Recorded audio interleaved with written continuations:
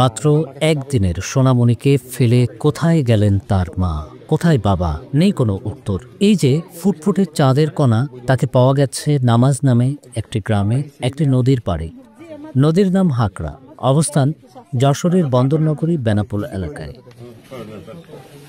12ই November বুধবার সকালে মাত্র একদিন বয়সী এই বাচ্চাটি পাওয়া যায় নামাজ গ্রামে। খবর পেয়ে ঘটনাস্থলে ছুটে যান শার্শা উপজেলা নির্বাহী কর্মকর্তা ও বেনাপোল পৌরসভার প্রশাসক নাজিফ হাসান।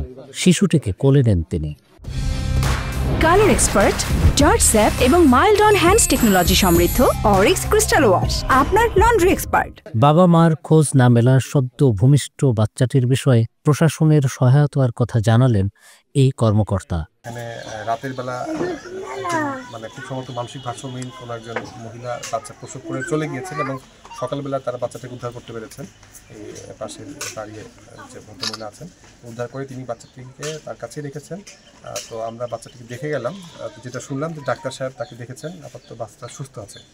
তো এখন যেটা হচ্ছে শিশু কল্যাণ কমিটি একটা আছে উপজেলাতে, সেই কমিটি আমরা দায়িত্ব নিয়ে আমরা কি মানে পরবর্তী আইনগত যে ব্যবস্থা সেটা আমরা নিব। risingbeauty.com 11ই নভেম্বর দিনাজপুরের বিরামপুর রেল স্টেশনে সদ্য ভূমিষ্ঠ আরেকটি সোনামণির গল্প নিয়ে ভিডিও প্রকাশ করে। সেখানে অবশ্য মানসিক ভারসাম্যহীন মায়ের হদিস মিললেও বাবার পরিচয় জানা যায়নি। বেনাপোলের ঘটনাটিও তেমন বলে ধারণা করা হচ্ছে। সম্প্রতি দেশের বিভিন্ন জায়গায় বাচ্চাদের বিষয়ে এমন কিছু খবর আসছে যা মানবিক বাংলাদেশের জন্য যন্ত্রণাদায়ক।